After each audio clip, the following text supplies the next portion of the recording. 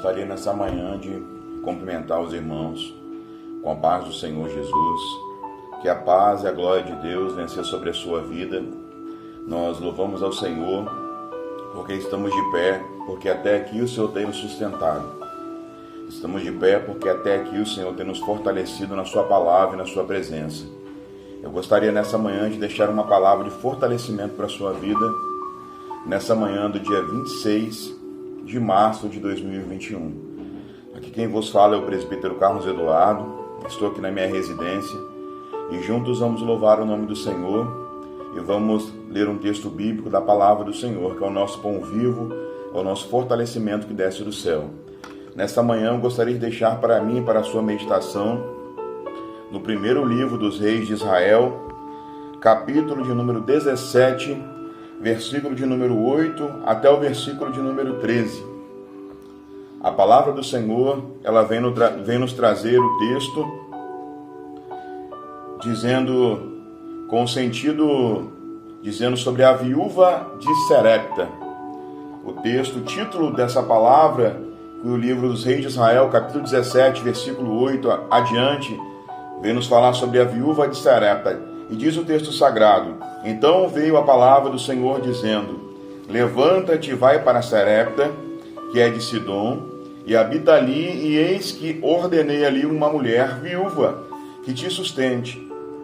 Então ele se levantou e foi para Serepta, e chegando à porta da cidade, eis que estava ali uma mulher viúva apanhando lenha, e chamou e lhe disse: traze-me, peço-te uma vasilha e um pouco de água que beba.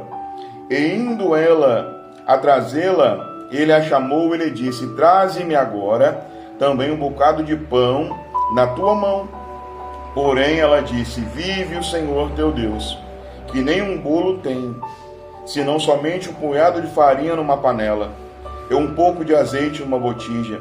Vê que apanhei 2 cavacos, e vou prepará-lo para mim e para meu filho, para que comamos e depois morramos.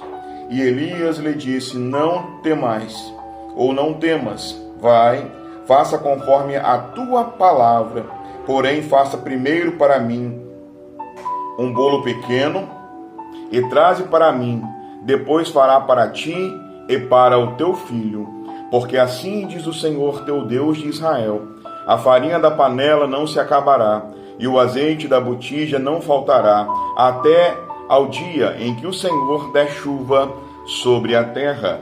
E ela foi e fez conforme a palavra de Elias. Então comeu ela, ele e a sua casa muitos dias. Da panela a farinha não se acabou, e da botija o azeite não se faltou, conforme a palavra do Senhor que ele falara sobre o ministério de Elias. Amém, meus irmãos, glória a Deus. O texto que lemos nessa manhã, ele vem nos falar sobre uma viúva que morava na cidade de Serepta, uma cidade que era uma cidade pagã naquela época, uma cidade pagã. E a Bíblia vem dizer que Deus, ele manda o profeta Elias para o deserto para guardar o profeta Elias, porque o profeta Elias era um homem de Deus, cheio de Deus, que profetizava a palavra do Senhor, e por isso ele era perseguido por Acabe, que era o rei daquela época, e Jezebel, que era sua esposa. A Bíblia vem nos dizer, vem nos enfatizar que Acabe foi um dos piores reis de Israel. Acabe e a sua esposa Jezebel perseguiam e matavam os profetas de Deus, porque Acabe, ela trazia ídolos e trazia adoração a outros deuses para dentro do povo de Deus. E Acabe casou-se com Jezebel e foi um dos piores reinados que teve dentro de Israel. E a Bíblia vem nos dizer que agora Elias, ele é perseguido por Acabe e Jezebel. E Deus manda Elias para o deserto. Deus manda Elias para o deserto para fortalecer a vida de Elias e para guardar a vida de Elias. Eu gostaria desde já começar a abrir um parênteses nessa manhã. Nem sempre você vai para o deserto para você morrer. Não, você não vai para o deserto para você perecer. Você vai para o deserto para que Deus, ele molde a sua vida e Deus, ele te prepare para receber a vitória. Deus, ele te prepare para algo sobrenatural da parte de Deus. E a Bíblia diz que agora Deus, ele chama Elias e fala: olha, Elias, vai até a cidade de Serepta, que eis que eu vou enviar uma viúva para te sustentar. Eu vou enviar uma viúva para que te dê o alimento. E a Bíblia fala que Elias ele vai para a cidade de Serepta, que era uma cidade pagã, era uma cidade que adorava a outros deuses, a outros ídolos. Só que Elias, ele vai conforme a palavra do Senhor. E a Bíblia fala que quando ele chega na casa daquela viúva, aquela viúva avista Elias de longe. Aquela mulher que a Bíblia fala que ela tinha um filho, o seu marido tinha morrido, e aquela cidade naquela época estava passando por uma situação muito difícil. Por quê, presbítero Carlos Eduardo? Porque a Bíblia fala que o próprio Elias, alguns versículos anteriores, o próprio Elias, quando nós lemos o contexto dessa palavra, ele profetiza sobre a cidade de Israel e sobre o rei Acabe que não ia chover, que durante um tempo determinado não ia chover naquela cidade, não ia chover naquela época. E conforme a palavra de Elias, diante da palavra de Deus, aquilo acontece. Então, ou seja, não tinha chuva, estava tendo seca naquela cidade. Estava tendo seca naquela cidade.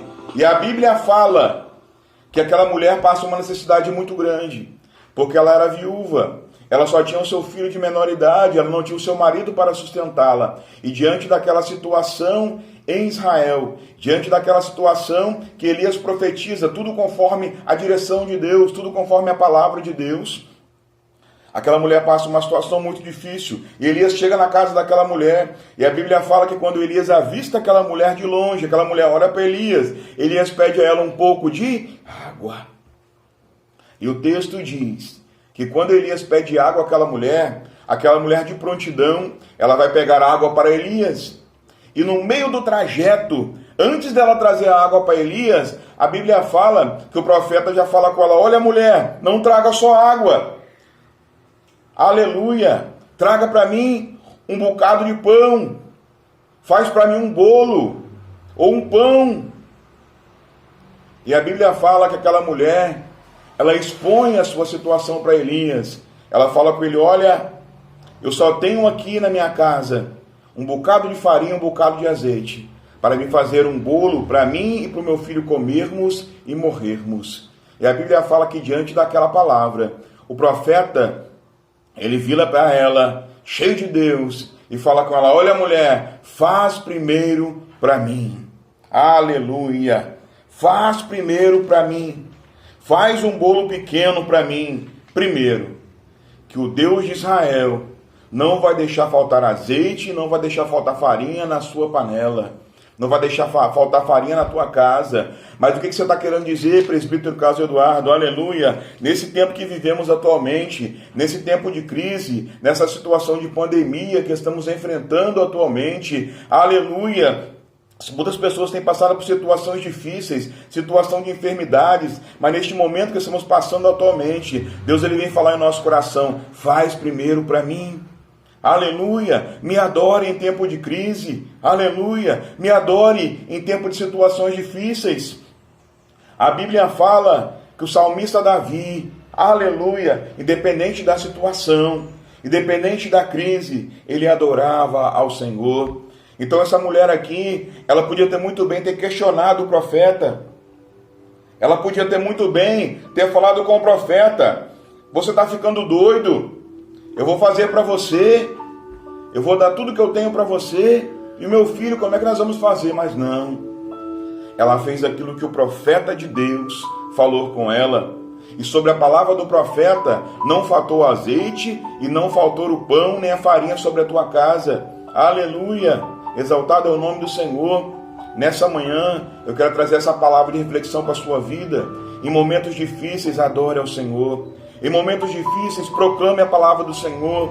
Em momentos difíceis, aleluia, proclame do amor de Deus. Quem sabe Deus tem te levado para lugares para você proclamar o amor de Deus, para você orar por vidas. Mas, presbítero Carlos Eduardo, é nesse momento difícil que Deus tem te levado para lá e para cá. Muitas vezes você não tem entendido, você tem se calado, mas Deus nessa manhã vem me trazer aqui para trazer essa palavra de reflexão para a sua vida, dizendo: em momentos de crise, adore ao Senhor. A Bíblia fala no livro de Mateus, capítulo 8, versículo 1 a seguir, que existia um homem que estava leproso à beira do caminho, e naquela época a lepra era como se fosse essa doença que vivemos agora. A pessoa vivia isolado, não podia ter contato com a sua família, contato com ninguém. E a Bíblia fala que Jesus desce do monte após pregar o sermão da montanha, e quando aquele leproso que está à beira do caminho avista Jesus, a primeira atitude que ele toma é adorar a Jesus. E quando ele adora a Jesus, ele move o coração de Deus, que a Bíblia fala que um coração aquebrantado e contrito ele não despreza. E quando aquele homem adora o Senhor, Deus ele olha para a vida daquele homem, para dentro da situação daquele homem. E a Bíblia fala que aquele homem dirige uma palavra ao Senhor dizendo: Senhor, se tu quiseres, tu pode me tornar limpo. E a Bíblia fala que Jesus ele fala: eu quero, seja limpo. E a cura chega à vida daquele homem. Aleluia. Quando você adora primeiro, independente de qualquer situação, aleluia, Deus ele move, Deus ele age, Deus ele cura, Deus ele liberta em favor da sua vida, em favor da sua família. Quantas pessoas hoje têm deixado de adorar? Quantas pessoas hoje têm deixado de buscar a presença do Senhor? Quantas pessoas hoje têm olhado para a sua situação atual e está dizendo: Senhor, olha como eu estou, Senhor. Mas o Senhor fala: ei, eu te levei para esse deserto, não é para você morrer. Eu te levei para esse deserto para te moldar. Eu te levei para esse deserto para fazer você uma pessoa mais forte, para fazer uma pessoa capaz de enfrentar circunstâncias. Porque fácil não é, mas eu adotei um slogan para a minha vida dizendo que se for fácil não tem graça. Se for fácil você não tem testemunho para contar. Se for fácil você não tem história para contar, para que pessoas através da sua história, do teu testemunho, aleluia, venham para a presença do Senhor. Então nessa manhã eu venho trazer essa pequena palavra que já está ficando grande, de reflexão para a sua vida, dizendo: assim como aquela viúva, em meio à situação difícil, em meio à crise, ela fez primeiro conforme a palavra do profeta, ou seja, conforme a palavra do Senhor. Ela adorou primeiro, aleluia. Depois que ela fez para Deus, Deus prosperou na vida dela. Depois que ela fez para Deus, Deus transformou a vida dela. Quando você faz para Deus, aleluia, você não faz. Quando você faz para Deus é um privilégio, não é tortura. Você não está tendo peso sobre a sua vida, não. Quando você faz para Deus, é privilégio, porque Deus ele honra a tua casa, Deus ele honra a tua vida, e Deus vai trazer, aleluia, vida para a tua casa, Deus vai trazer cura para a tua casa, Deus vai trazer prosperidade para a tua casa, Deus vai trazer bênção para a tua casa, Deus vai trazer salvação para a sua família, Deus vai trazer porta de emprego. Mas presbítero Carlos Eduardo, você está ficando doido, em meio à crise você está falando que Deus vai trazer prosperidade para minha casa? Vai, em nome de Jesus ele vai, que a Bíblia fala que os milagres seguirão aos que creem. E você, se você está na presença do Senhor, ou se você está vendo essa palavra, porque você crê, e a Bíblia fala que a fé vem pelo ouvir e ouvir a palavra do Senhor. E se você tem fé e crê, Deus vai agir, e Deus vai fazer milagre na tua vida, porque você primeiro está buscando a presença do Senhor. A Bíblia fala: buscai o reino de Deus e a sua justiça, e as demais coisas vos serão acrescentadas. Quando você faz para Deus primeiro, como essa viúva fez, que só tinha o seu filho de menor idade, que estava passando numa situação muito difícil, numa crise desesperadora, aleluia, ela podia questionar com o profeta, brigar com o profeta, mas não. Ela fez primeiro para o profeta, ela fez primeiro para Deus. Então, em momentos difíceis, adore a Deus. Em momentos de crise, louve a Deus, que Deus tem vitória para a sua vida. Aleluia. Já vou parar por aqui, que o vídeo já está ficando grande. Eu gostaria de agradecer a Deus e louvar a Deus pela sua vida e fazer uma pequena oração. Eterno Deus, eu gostaria de adorar ao Senhor e louvar ao Senhor. Obrigado, Pai, porque em momentos de crise, em momentos de dificuldade, o Senhor está conosco, Pai. E nós viemos primeiramente, antes de pedir, antes de questionar, nós adoramos a Ti, louvamos a Ti, porque estamos de pé, porque até aqui o Senhor está conosco. Gostaria de agradecer a Ti por essas pessoas, Pai, que estão vendo esse vídeo e que estão se fortalecendo nessa palavra, porque a palavra não é minha, mas a palavra é do Senhor.